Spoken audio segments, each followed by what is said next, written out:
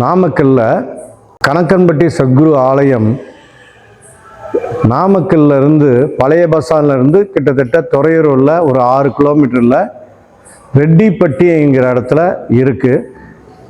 அங்கே வந்தீங்கன்னா ரெட்டிப்பட்டி ஸ்டாப்பில் இறங்கினீங்கன்னாவே ரைட் சைடில் கணேஷ் காஃபி பார்னு இருக்கும். அங்கே ஐயாவினுடைய போர்டு பெருசாக இருக்கும். அது ஒட்டின சந்தில் வந்தீங்கன்னாவே நீட்டமான ஷெட்டு சத்குரு ஜீவாலயம். சத்குரு ஜீவாலயம் என்கிற பெயரில் நாமக்கல்ல இருக்கு. நாமக்கல்லில் நீ நின்று நாதனாய் விளங்கினாய், தெய்வமாய் காட்சி தந்தாய். ஜெய ஜெய கணக்கன் வட்டி சித்தரே, ஜெய ஜெய கணக்கன் வட்டி சித்தரே. சகல சக்தி கொண்டவனே, சித்தர்களில் தலைமகனே, உன் பார்வை பட்டால் பட்ட மரம் துளிர் விடுமே. சித்தர் நீ அருள்வானமே, எங்கள் நம்பிக்கை ஒளியே. நோய் துன்பம் நீ அகற்றுவாய். நாமக்கல்லில் நீ நின்று நாதனாய் விளங்கினாய், தெய்வமாய் காட்சி தந்தாய். ஜெய ஜெய கணக்கன் வட்டி சித்தரே, ஜெய ஜெய கணக்கன் வட்டி சித்தரே. நாமக்கலுக்கு பல தடவை வந்திருக்கார் ஐயா. அது இல்லாமல் நம்ம வீட்டுக்கும் வந்திருக்காரு. எல்லாமே அவருடைய பார்வையினால தான் இந்த கட்டடமே இங்கே அமைஞ்சது. அவர் சொல்லி தான் சிலை வந்தது. அவர் சொல்லி தான் இடமும் வாங்கினோம். இடம் வாங்கி கோயில் கட்டி இதுவரை ஐயா இருந்த காலத்திலே சிலை வைத்து பூஜை போட்டு அன்னதானம் கொடுக்கறது இங்கே நாமக்கல்லில் தான் முதல் முறையாக. ஐயா சொல்லுவார், நீ எப்படா, நான் அப்போல்லாம் பாக்கு மட்டையில் தான் கொடுத்துட்டு இருந்தேன், நீ எப்படா கொடுக்குற, அந்த மாதிரிலடா இங்கே கொடுக்கணும் அப்படிங்குவார். அதை விட இன்றைக்கி பல மடங்கு கணக்கம்பட்டியில் அன்னதானம் போயிட்டே இருக்குது. பல மக்களுக்கு அங்கே பசி தீர்க்கிறாங்க. என்னால் முடிந்த வரைக்கும் நான் என்ன அமாவாசை, பௌர்ணமி, வியாழக்கிழமைலாம் இங்கே பூஜை இருக்குது. அமாவாசை பௌர்ணமி அன்னைக்கு மதியம் 12 மணிக்கு கோமாதா பூஜை முடிஞ்சோடனே உற்சவருக்கு ஒரு 10 வகையான அபிஷேகம்.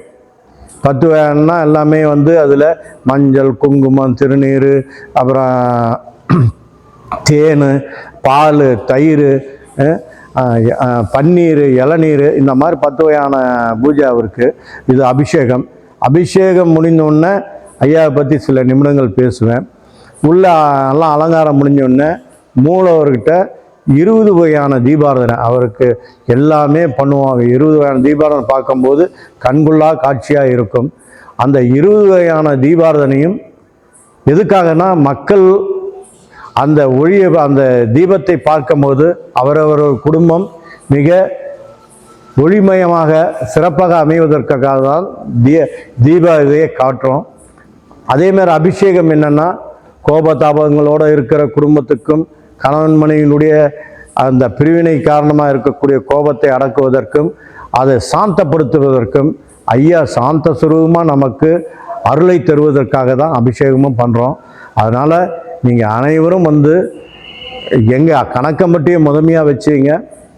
இங்கே நாமக்கல் யார் வரணும்னு நினைக்கிறீங்களோ கண்டிப்பாக சத்குரு கணக்கன்பட்டி சத்குரு ஜீவ ஆலயம் கூகுள் மேப்பில் போட்டிங்கன்னா தானாக இந்த இடத்துக்கு வந்துடலாம். அதேமாதிரி ரெட்டிப்பட்டியில் இறங்கினா அங்கே எல்லாத்துக்கும் தெரியும். இங்கேயும் நம்ம சிறப்பாக பூஜை பண்ணிகிட்ருக்கோம்.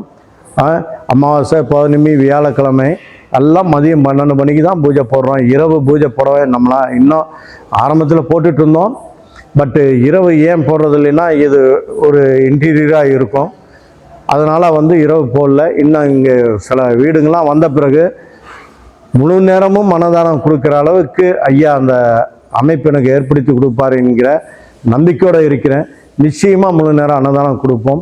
அன்னதானம் மட்டுமல்ல, சத்குருனுடைய அவர் வார்த்தை, அவர் நினைவுகள், அவர் செய்த இதை பூரா அற்புதங்கள் எல்லா மக்கள் மனசிலையும் பதிய வைத்து சத்குருவை முழுமையாக ஏற்கும் அளவிற்கு நானும் ஒவ்வொரு வாட்டியும் ஒவ்வொருத்தட்டையும் பேசிட்டு வரேன். அதில் நிறைய பேர் பயனடைஞ்சிருக்காங்க. இங்கே வந்தவங்க கிட்டத்தட்ட 90% பயனடைஞ்சிருப்பாங்க. அதனால தான் நம்மளால் கோயிலே கட்ட முடியுது. கோயிலுக்கே நான் நிறைய சிறுக பண்ணிட்டேன். 4 வருஷமாக கோயிலை அப்படியே கொஞ்சம் கொஞ்சமாக கட்டி கொண்டு வந்தாச்சு. ஐயானுடைய அருள் இல்லாமல் என்னால் இதெல்லாம் ஒரு ஸ்டெப்பு கூட வைக்க முடியாது. இன்றைக்கி சிலை வைத்து பூஜை பண்ணுறோம். இன்றைக்கி என் பிள்ளைகளோ என் மனைவியோ இல்லை என் தாயோ எல்லாருமே நல்லா இருக்கோம். எல்லாம் அவர் அருளால் தான். அது நான் எப்படி நல்லா இருக்கணும், அதேமாதிரி நீங்களும் முழுமையாக சத்குருவை நம்புங்க, நீங்களும் நல்லா இருப்பீங்க. ஓம் சத்குருவே நம ஓம்.